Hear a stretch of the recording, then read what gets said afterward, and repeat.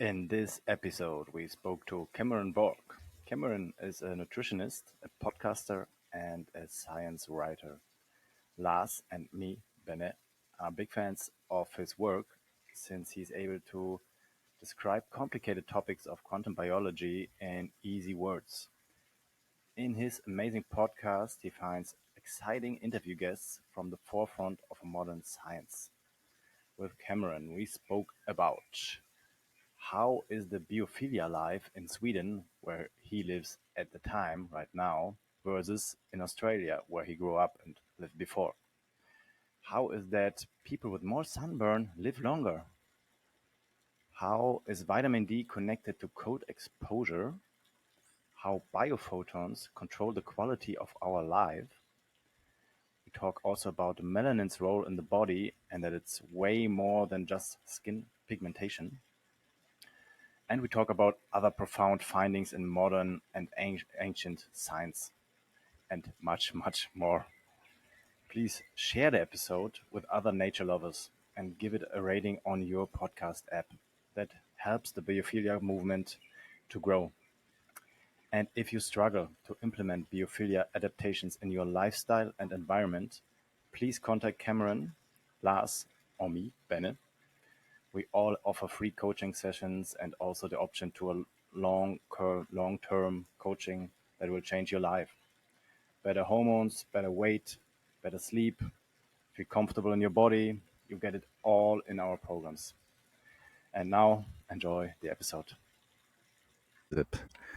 Hello, everybody. We are back with the Biophilia podcast. Hello, Lars. Hello, Benne. Hello, Cameron Borg. Hello, thanks for having me. I really appreciate it. Yeah. So we're speaking in English, guys. That's not always the case, but today we have a guest. It's Cameron Borg, and we here and there we talked already about your podcast and mentioned it and some insights we got out of it.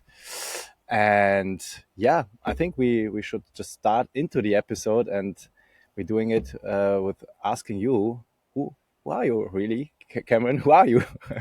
And what are you doing in your life? And how is your life maybe connected to light, water, and magnetism? That's the topic of our podcast. Yeah.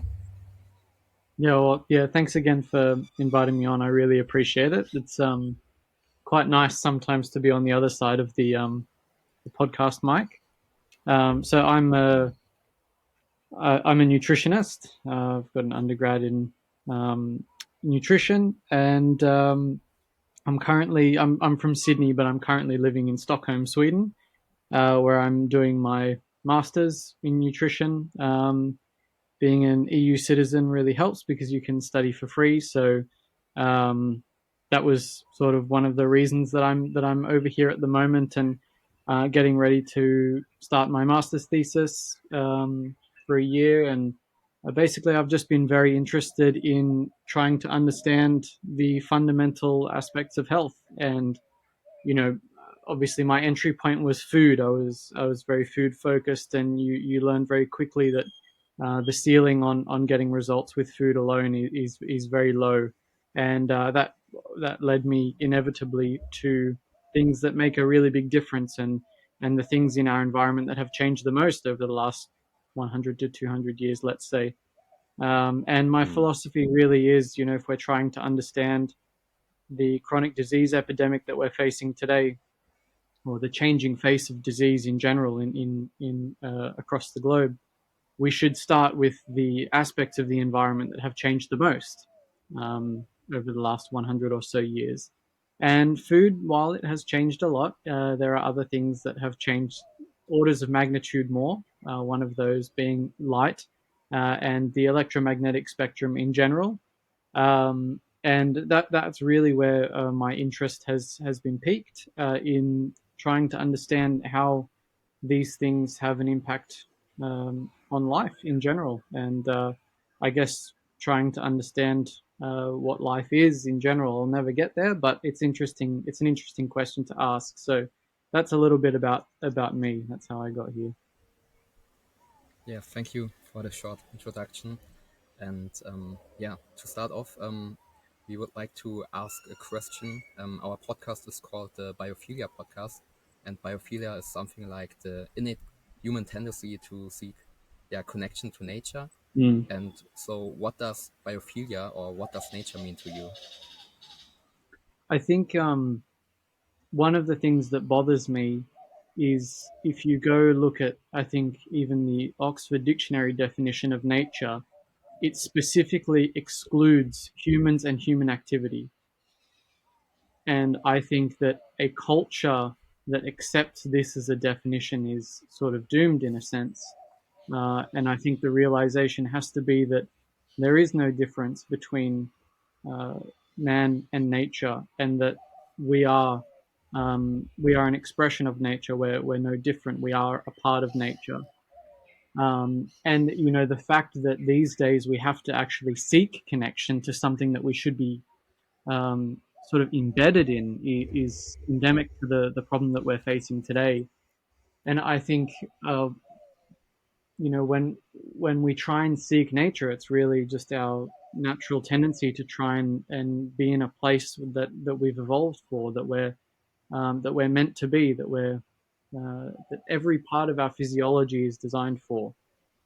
And yeah, I just think when I think about trying to get a connection with nature, it's really comes back to this problem that we view humans and human activity as separate from nature in the first place. And most of the time, that's implicit. No one comes out and says that explicitly.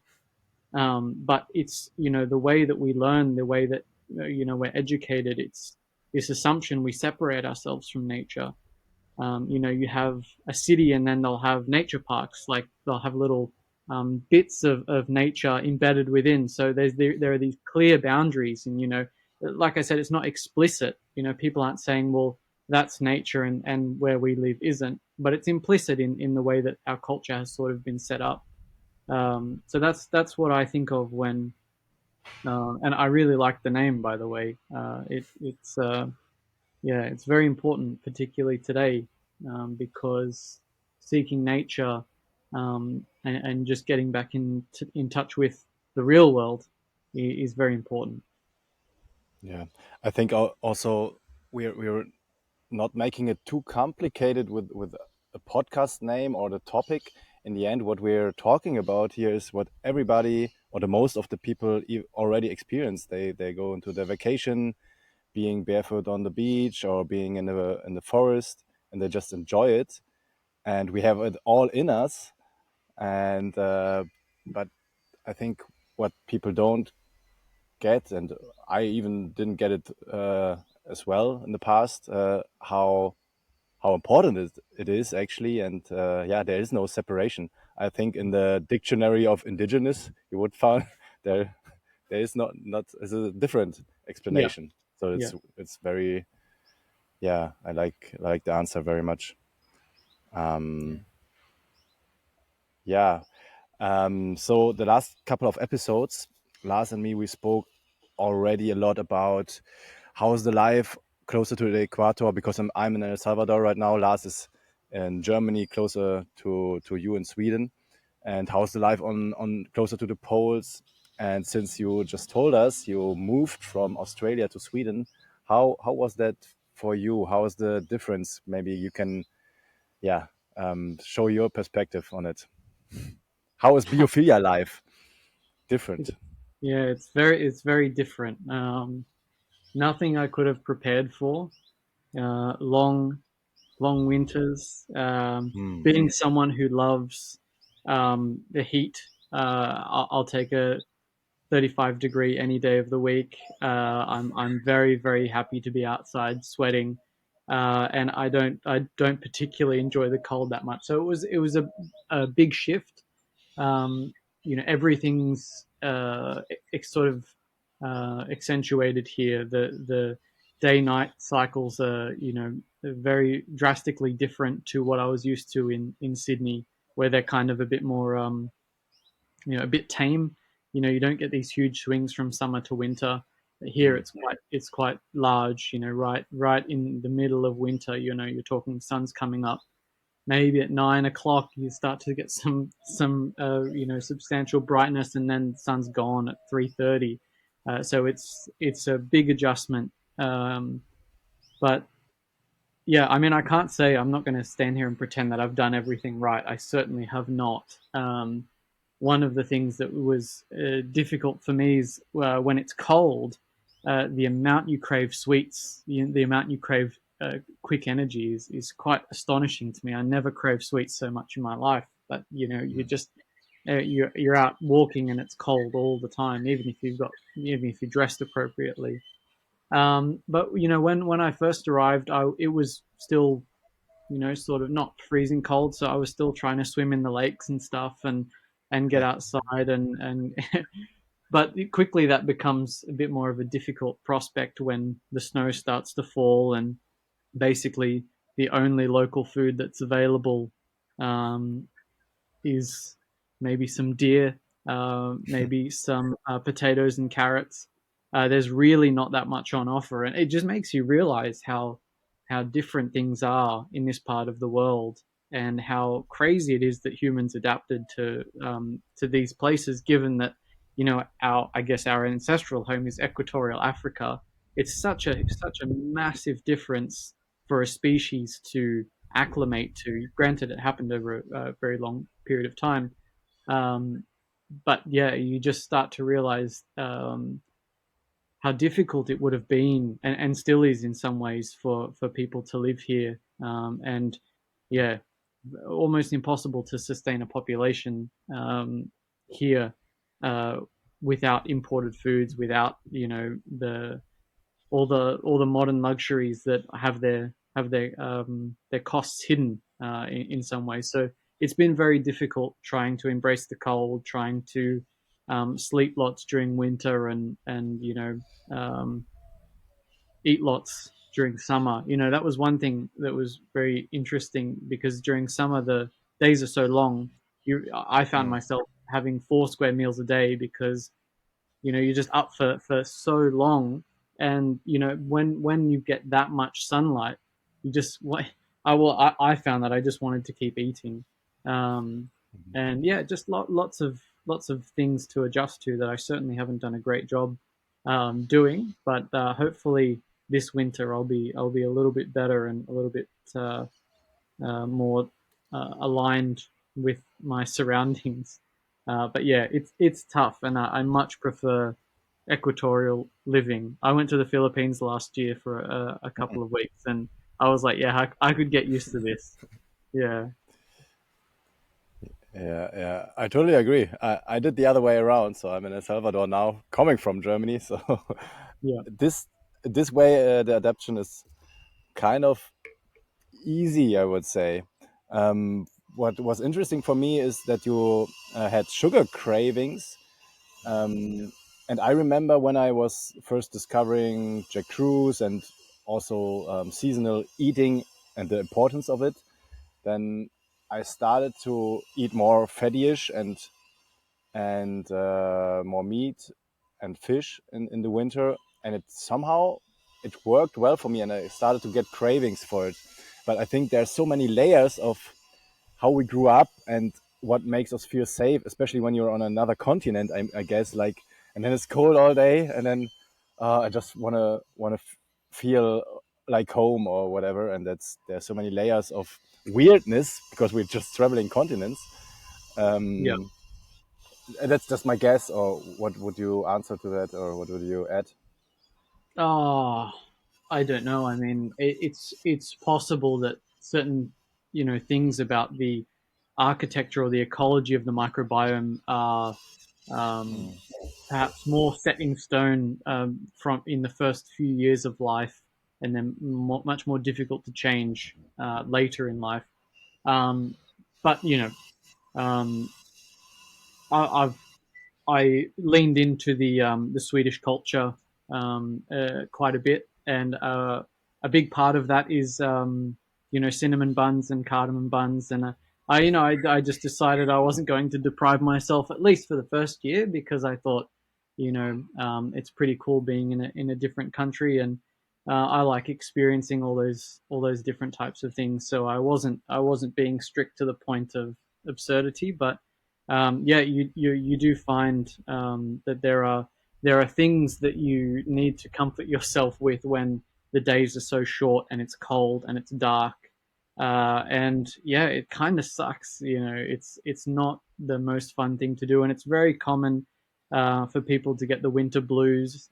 Um, and I didn't get any of that. I was smashing cod liver oil, of course, which I decided to try not doing any vitamin D supplementation whatsoever and just eating fish and doing the things that people would have done before vitamin D supplementation was a thing, and I did fine, and Good.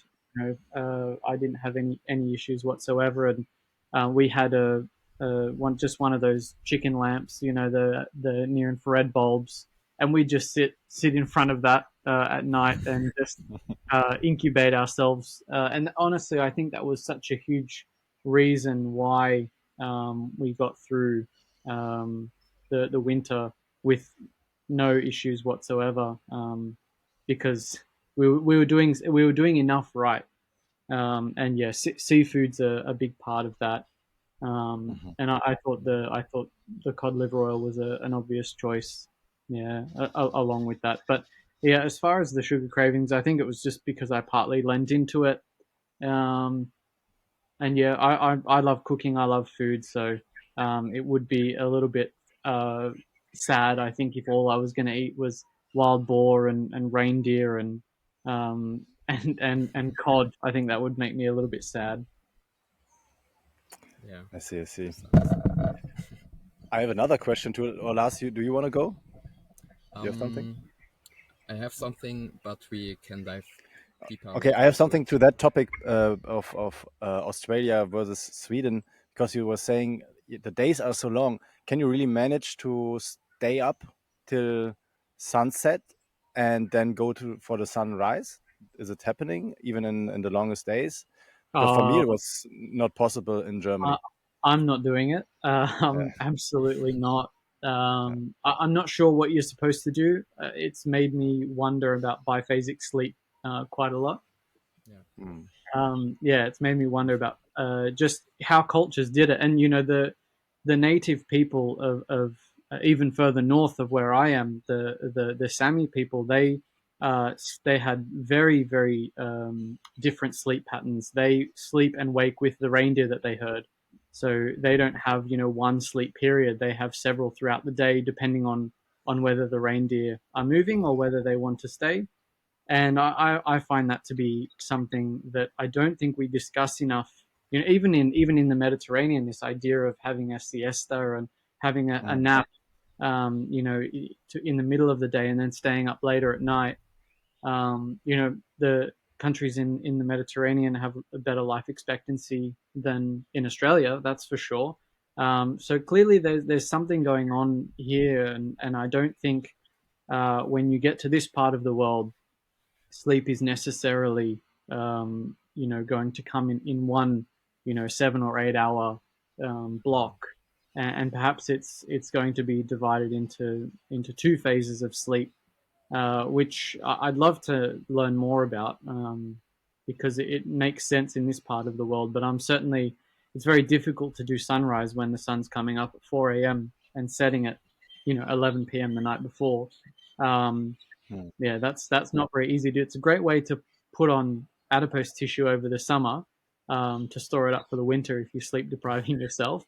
So who knows? It might be something that might be evolutionarily beneficial. But yeah, that was a specifically difficult thing for me to try and mm, do. In winter, it's great because you see the sunrise every day. You're up before the sunrise, yeah, but yeah, summer's a different story. yeah. mm. That's very interesting. How do you see it, Lars? Um, In summer in Germany? in summer in Germany, I wake up very early. Sometimes around the sunrise, and then I take a nap in the afternoon, in the early afternoon, or on the noon, and it it usually works very good for me. Taking a nap at noon, around noon, and so yeah, most times I have a biphasic sleep in summer, but it also depends a bit on what I'm doing on my days and when I get to bed and stuff. But Mm. It's interesting. For me, it was always the case that I woke up with the sunrise. Even on the 21st of June, I woke up at 4, but I needed to go to bed early, like before sunset, yeah, and I took a nap sometimes as well. So yeah, but my body is very strict with the sunrise. Even when I sleep super shitty, I wake up with the sunrise always. Yeah. All right. I Then let's wish I go was on. that disciplined. Yeah.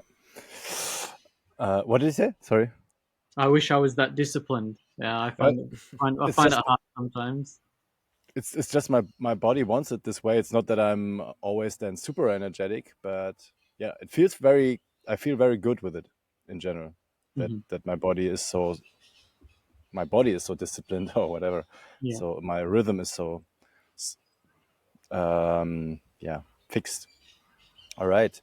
Yeah, Lars and me, we were talking already about some podcasts of yours and some things we got out of the interviews you did in the last couple of months. And there were some, you mentioned some things, or your podcast partner mentioned some things, and I wanted to get into it again. Like some of the most exciting things I heard, like one was like more sunburn means less melanoma, at least in one study. Is that right? What Pelelinkus? No, what is his name? Yeah, Pelle Lindqvist. Yeah. Yeah, so he is the lead author on the melanoma in southern Sweden cohort studies. And originally he got that information from his hunting buddy who happened to have all the data, and he was interested in. He's an obstetrician. He was very interested in vitamin D levels being predictive of uh, trouble in pregnancy. So preeclampsia, eclampsia, all of these different complications that occur during pregnancy, and obviously that links right back to the sun. And it's here in Sweden, it's an interesting question because we don't get a whole lot of sun. So, a lot of it was to do with sort of coming up with maybe vitamin D supplementation protocols, or to make sure that the public health was recommending the right thing. So it was really from that angle that he came to it, and I found it interesting that in their analysis, they found that sunburn was associated with lower all-cause mortality. So not necessarily less cancer, but people who got sunburn more often lived longer, even despite the fact that they got more cancer. The problem with this study is some people say, well, the people who got the most sun got more cancer, and that's true, and they got more cancer predominantly because they were living longer. The number one risk factor for cancer is age.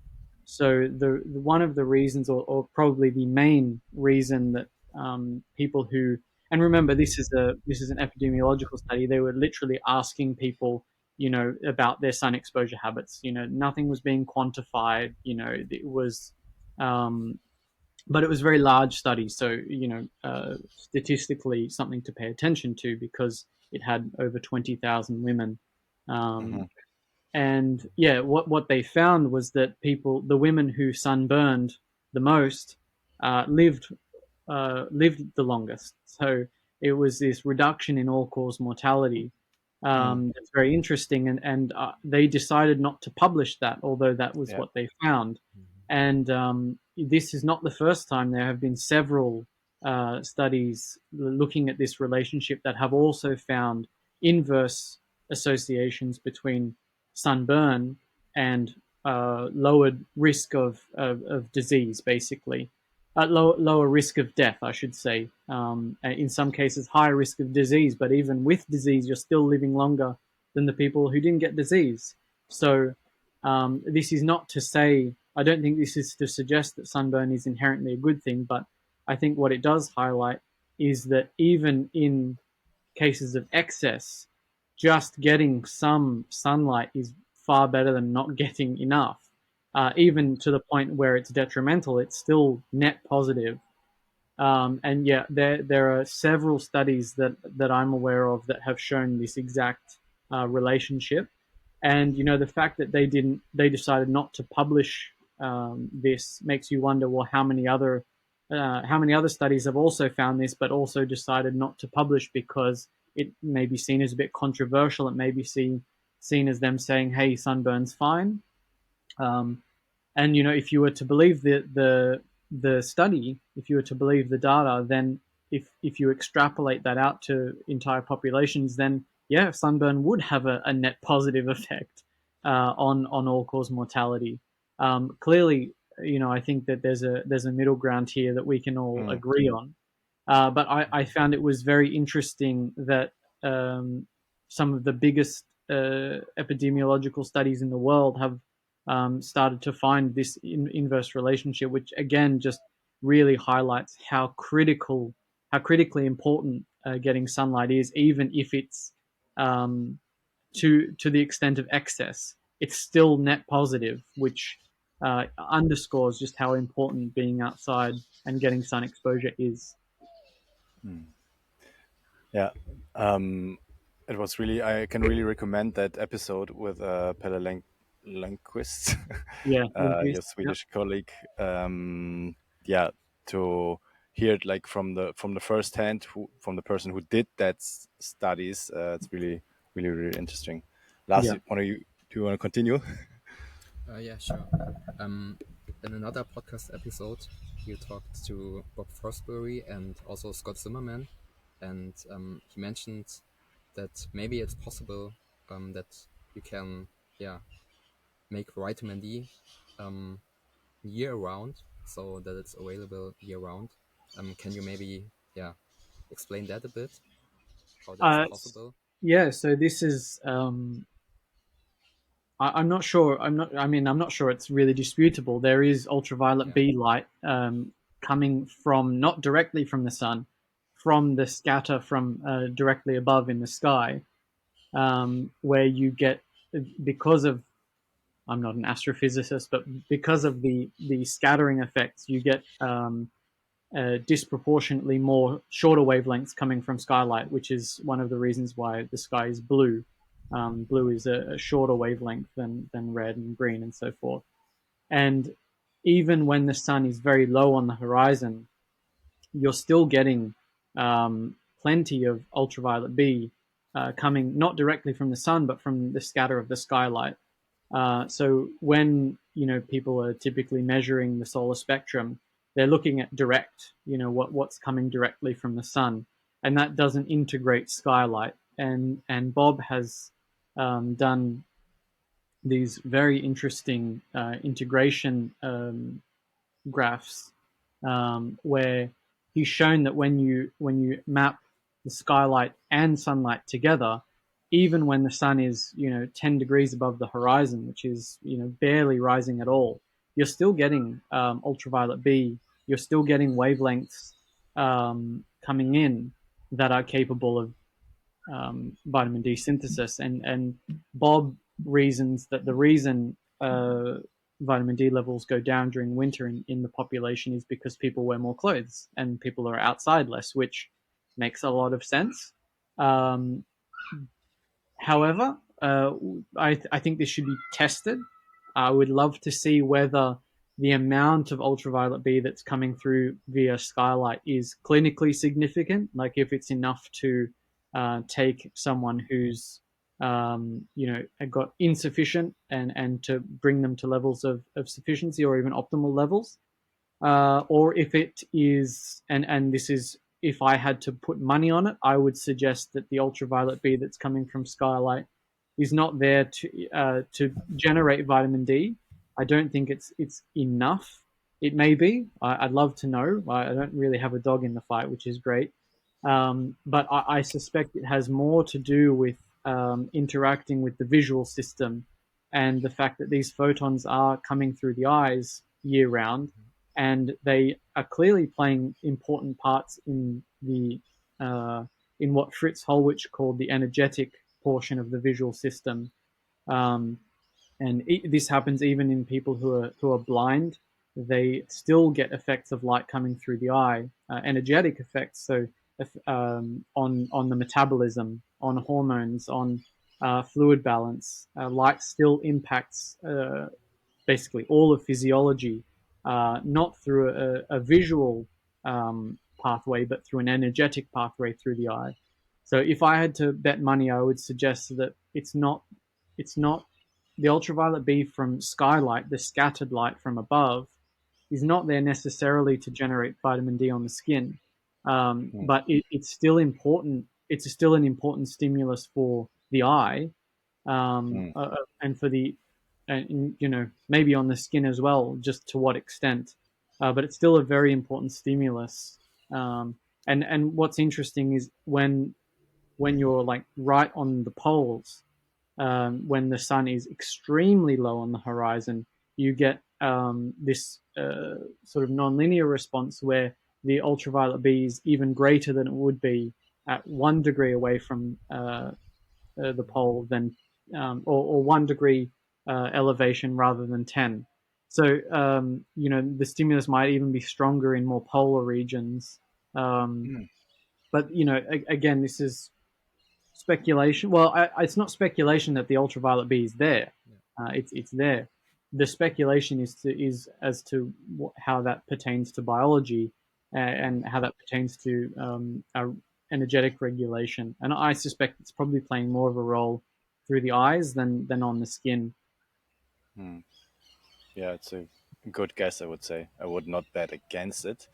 And actually, it reminds me of a post you did a couple of days or weeks ago about vitamin D and the cold.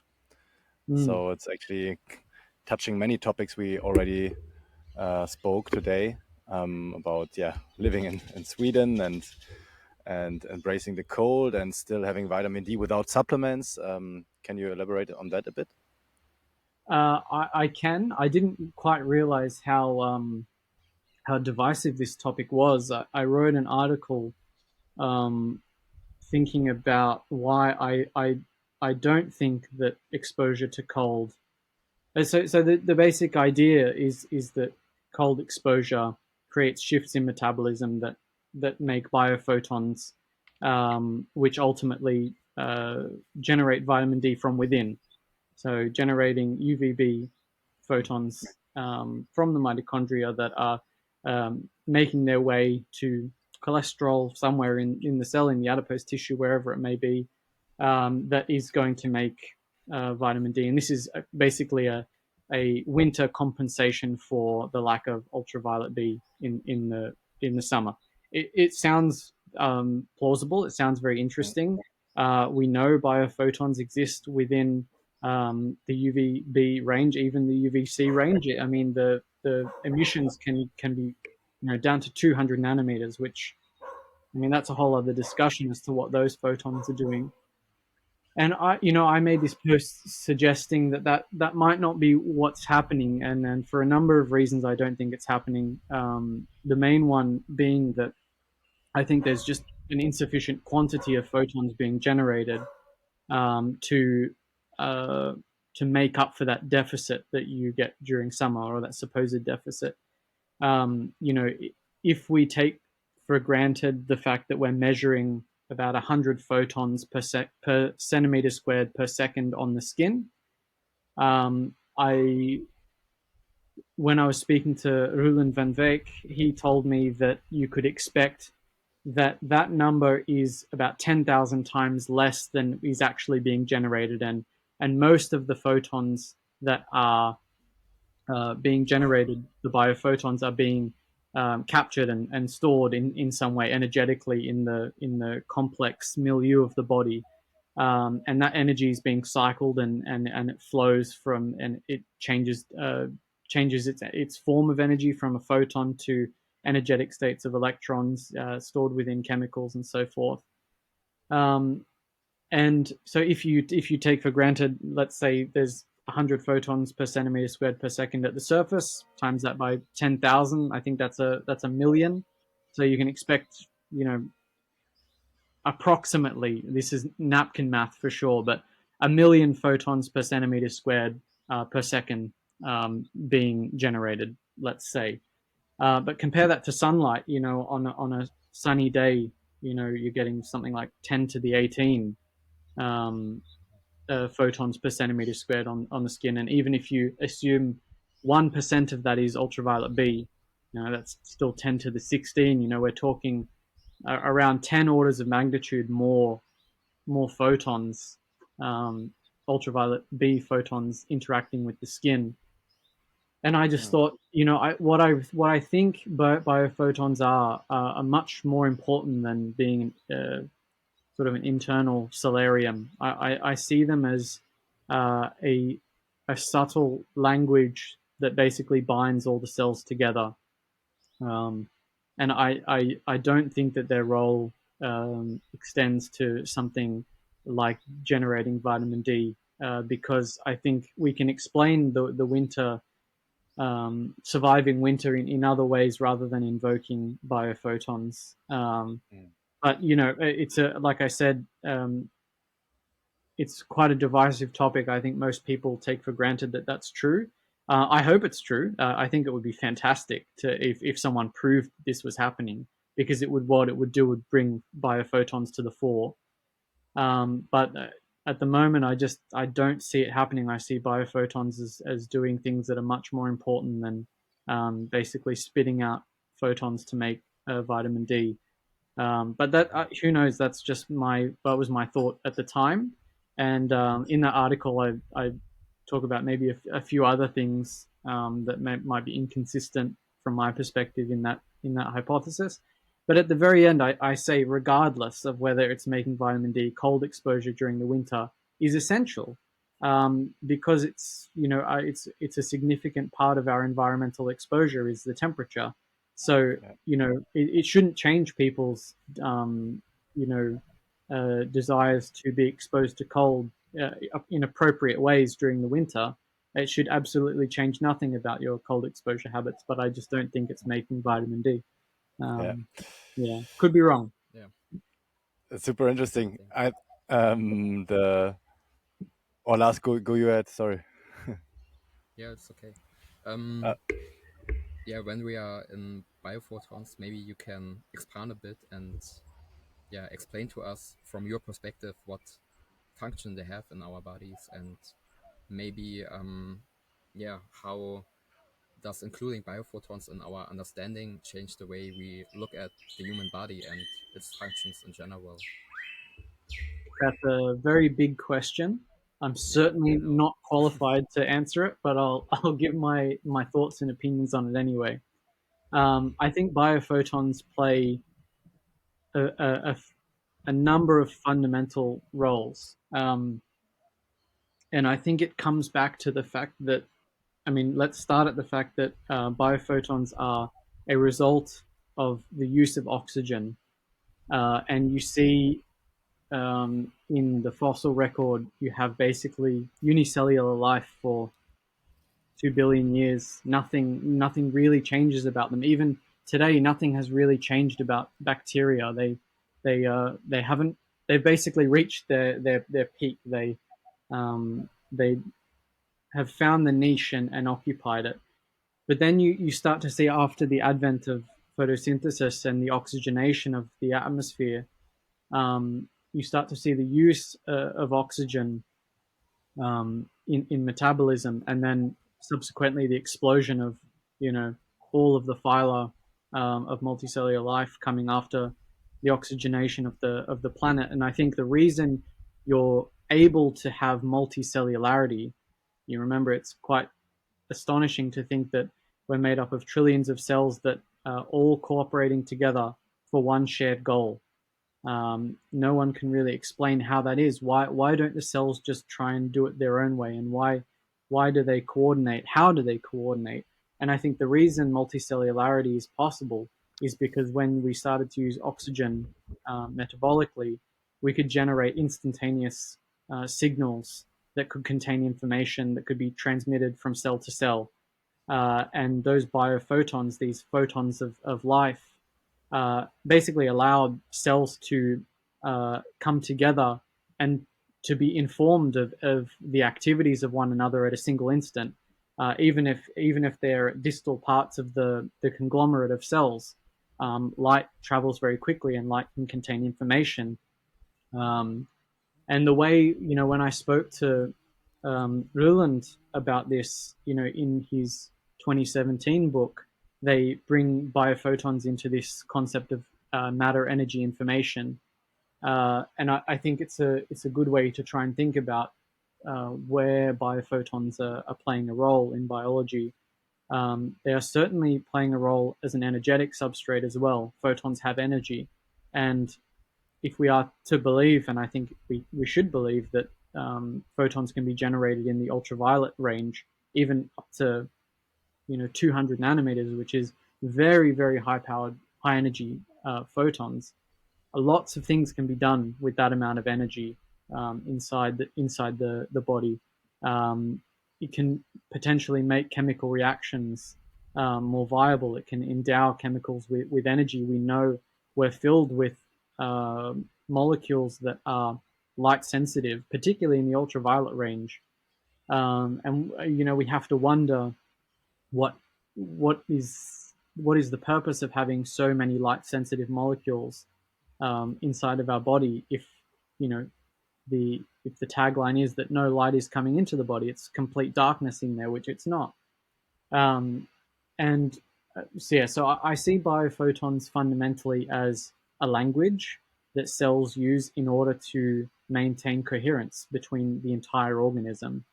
And what we see, and that's from an information standpoint. So the biophotons are essentially the kind of like a software that ties the whole organism together. But in disease, we know that disease states result in a loss, an excess loss of biophotons. So you measure more at the surface. And I've made the case that I think this is part of the dissipative structure. So in 1973, Ilya Prigogine won the Nobel for his work on dissipative structures and non-equilibrium thermodynamics. And one of the things that has come out of that is rethinking biology in terms of complex, far from equilibrium systems. And one of the ways in which systems that are far from equilibrium can stay far from equilibrium is by dissipating and exchanging energy and entropy with the environment. And I think what's happening with biophotons is you see these photons as a part of the dissipative structure where the body is dissipating quanta of energy. So let's say the body needs to dissipate a very specific amount of energy in order to maintain its stability or quasi-stability. The best way to do that is with photons because they're quantized packets of energy, let's say. And if you want a very precise amount of dissipation, a photon would be the ideal choice, at least from my thinking. And I think the reason people who are ill dissipate more or lose more biophotons is because their bodies are desperately trying to maintain their quasi-stability far from equilibrium. If they can't dissipate, then you die, basically. So I see biophotons as an intrinsic part of the dissipative structure as well, and a key reason why we are able to be adaptive, why we are able to basically fight entropy, this idea of negentropy that Schrodinger put forward. Why when we get a cut, instead of entropy taking over and that cut getting larger and larger and making things worse and worse, we heal. We actually do the opposite of entropy. We're capable of re-establishing order. And the reason we're capable of re-establishing order is because we dissipate and we have this complex conversation with our external environment through dissipating energy. And I think biophotons are an important aspect of that. Not the only one. If you have an injury, it gets hot and it swells, this is another way in which that the region is dissipating in order to reestablish stability, quasi-stability. And I just think biophotons are a key part of that. And I've written about this in a bit more detail as well. Talking about ultra weak biophotons. This ultra weak, they're certainly not ultra weak. It's sort of a misnomer. They are the reason our cells can cooperate. Wow. Yeah. Thanks for the explanation. That's Yeah, thank you. way deeper. I think people would really, me as well, would prefer the just biophotons produce vitamin D. Okay. Everybody can be happy with that statement. It might do But that yeah, too. yeah, might do it too. Yeah. But yeah, so I can recommend to go to Cameron's Substack and to read the full articles about it. It's really interesting. Lars, do you have more questions with such profoundness? Yeah, but maybe you can go on and afterwards. I have some notes. Also, what I was fascinated by, I forgot who it was. I think it was somebody who talking about non-native EMF, I guess, and they were mentioning, or he was mentioning, the more AM radio or FM radio, and there was some disease. I forgot it, which one, but it was at least correlated. And they found it in different countries. Or did you Yeah. mention it? So this was a paper that Ole Johansson did Ole Johansson, with his collaborator Hallberg. They were looking at melanoma, both incidence and deaths from melanoma over a period of time in Sweden, and they compared it to the introduction of FM radio. And what they saw was very interesting. I think it's published in 2002. If people want to find the article, I think it's called "Melanoma: Not a Sunshine Story." I think they called it. And what they found was that the mortality due to melanoma spiked almost immediately following the introduction of FM broadcasting, but the incidence lagged behind by about 5 years, and they write about what this might suggest, and it's very interesting that some of the FM the frequencies are body resonant, which means that basically the average height of a human can be a full wavelength of an FM wave. And these, when things resonate, this is what you do with your antenna when you're pulling it up and moving it around. You're trying to hit that perfect resonance point so that you get great radio reception. And Ole tells me about his father. When I said, this is a body resonant, he said yes. And I remember when I was a child and my father was trying to get good signal, he would hold the antenna, and because his body was now the antenna, they would get great reception because it was body resonant. So when you touch the antenna, he was himself becoming the antenna. And we don't know what the consequences of this is. There's no money to research this stuff, and the people who do research it, they either fall into obscurity or they go missing.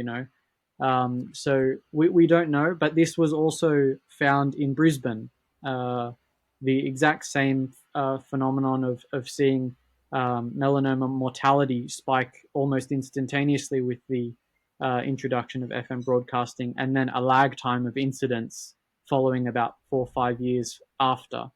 And it was just, it's just an interesting thing to consider, because no disease is, based on one factor.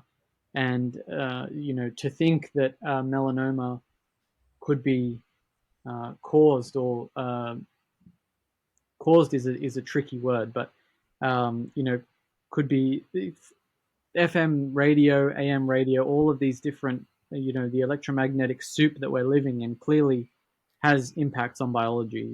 There's no debating that. There's too much evidence in the literature to say that nothing's going on.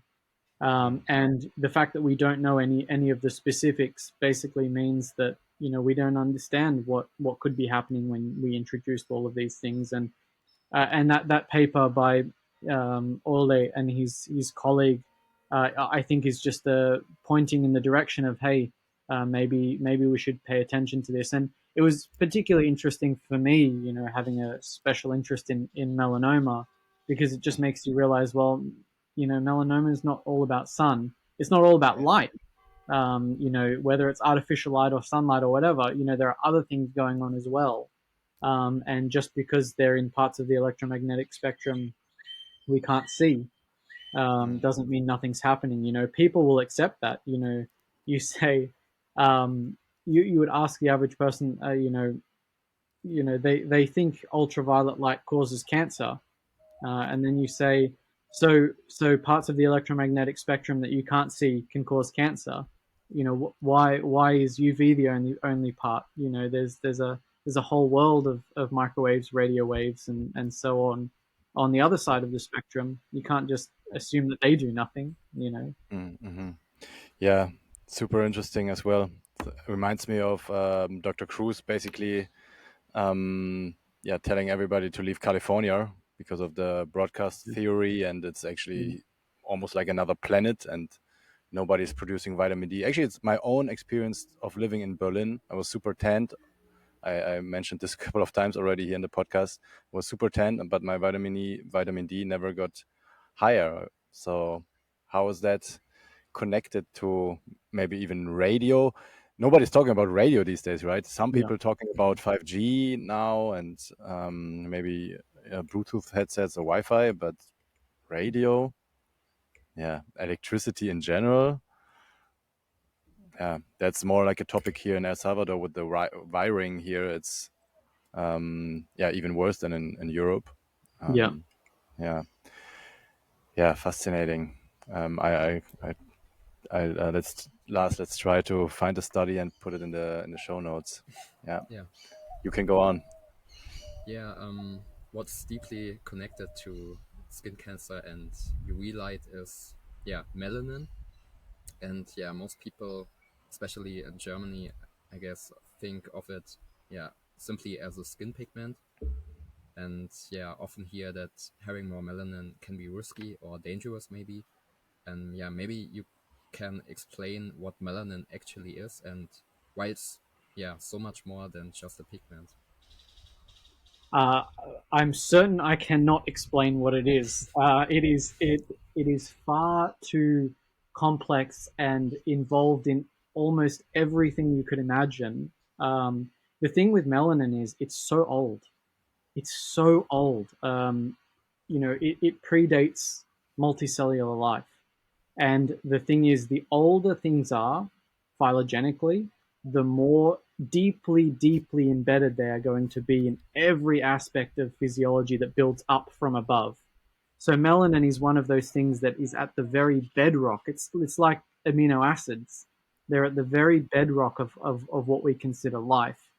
And therefore, everything that's been built up more and more complex is going to be directly or indirectly dependent on things like melanin. We talk about DHA being very, very old, and never being replaced. What was it, 600 million years? You got to think melanin's like billions of years, so much deeper embedded into what we see as life. And I think its use as a pigment is clearly the main way that we view melanin, because you go outside in the sun and then the next day or even the same day you get darker. But I think that's, pardon the pun, a very surface level understanding of what melanin is really doing. Melanin is a semiconductor. What that means, what the ramifications of that being, one could speculate for days on that. It's supposedly playing roles in generating energy as well on interaction with light through the splitting of water. which I would love to see more data on as well. But melanin is a very mobile. Melanocytes themselves are very mobile. Then they're not static at all. And something that's interesting is when you go outside and you get a tan, the melanin that shows up on the surface of the skin that you can see visibly making you darker is not new melanin that's been generated that day or the day before. It's melanin that's come from deep, deep within up to the surface. And, that just, and then new melanin gets made later. But the melanin that comes to the surface, I mean, it's very clear if that's old melanin, why wasn't it at the surface the whole time? And melanin is, I think, in some ways, it really is just seeking light. I think Cruz says that all the time. When you look at melanoma, what do we know about melanoma is that the people who are least exposed to sunlight are at elevated risk of melanoma. Why are these melanocytes coming to the surface and erupting in malignant growth? Um, can it be and at least part of the story that they're searching for light? I certainly don't know, and I don't know what melanin is capable of to the fullest extent.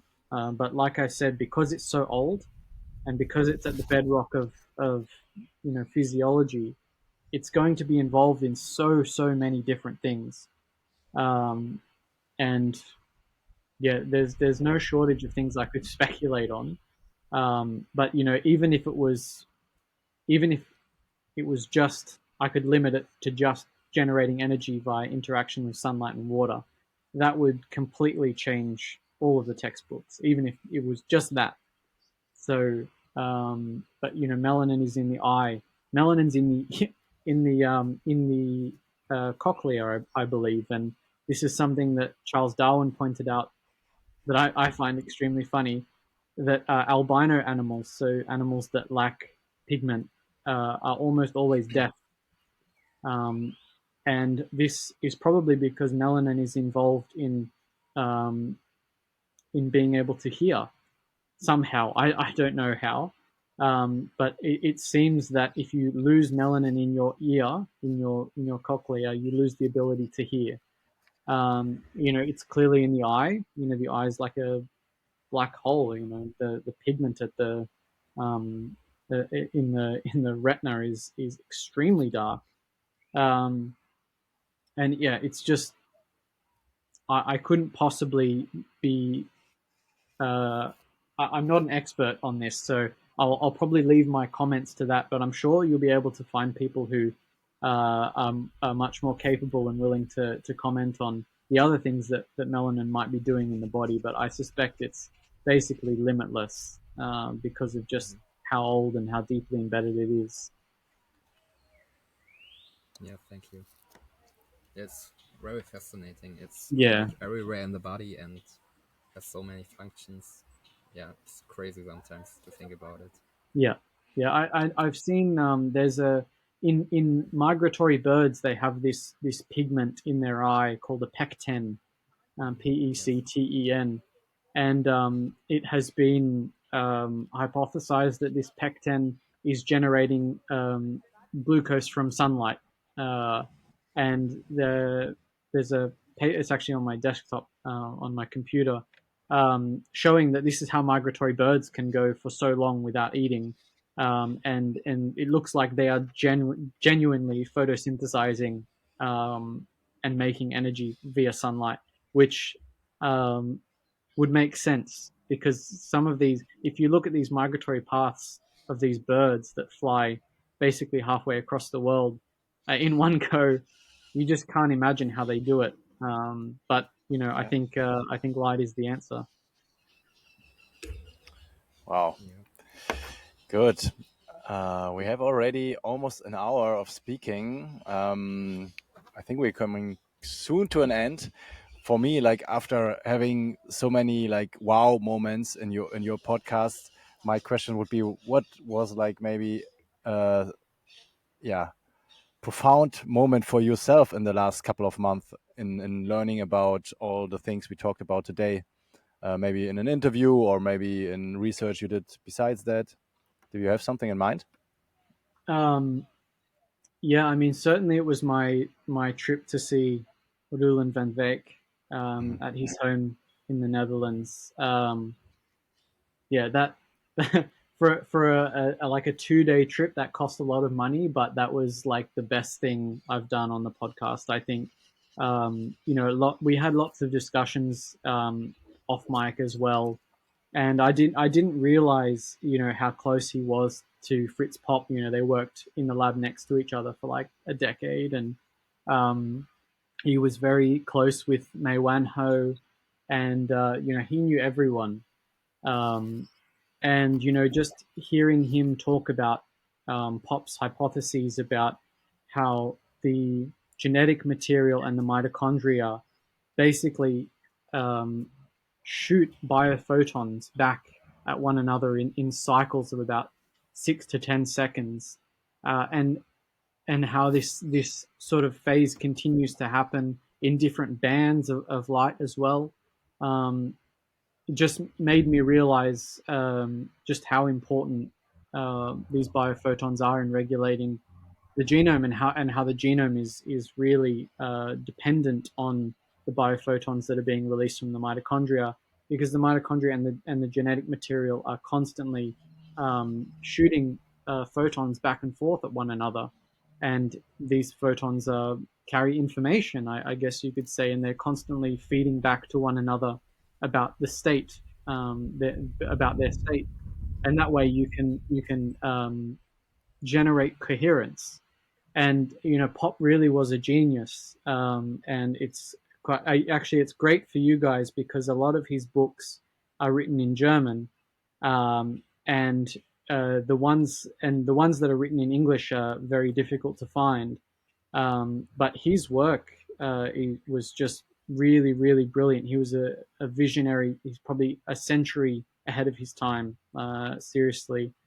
Um, so just speaking with him about working with Fritz Pop and all of these ideas about how biophotons are being essentially shuttled through the extracellular matrix like a fiber optic cable. And the reason you see more emission out of the fingertips is not because that's where they're being generated. It's because that's sort of the exit point of all of these biophotons through the fiber optic network of the extracellular matrix. And yeah, so that was probably a very, very important moment for me in time, because I learnt so much just in one day of speaking with him. And then, more recently, looking into um, my thesis project and trying to understand the role of stable heavy isotopes in biology. That has been a very, and just trying to understand why deuterium depletion works at a more fundamental level. These have been things that have been very interesting for me in the last few months. So yeah. Wow. Yeah. Lots to look up. I think for maybe Lars, that's a good topic for another episode. Just speak about all the books and resources we were mentioning, or Cameron was mentioning today, like Fritz Pop or Mei Wan Ho and Warren van Beek. Yeah, to talk about that a bit more and bring that to our listeners.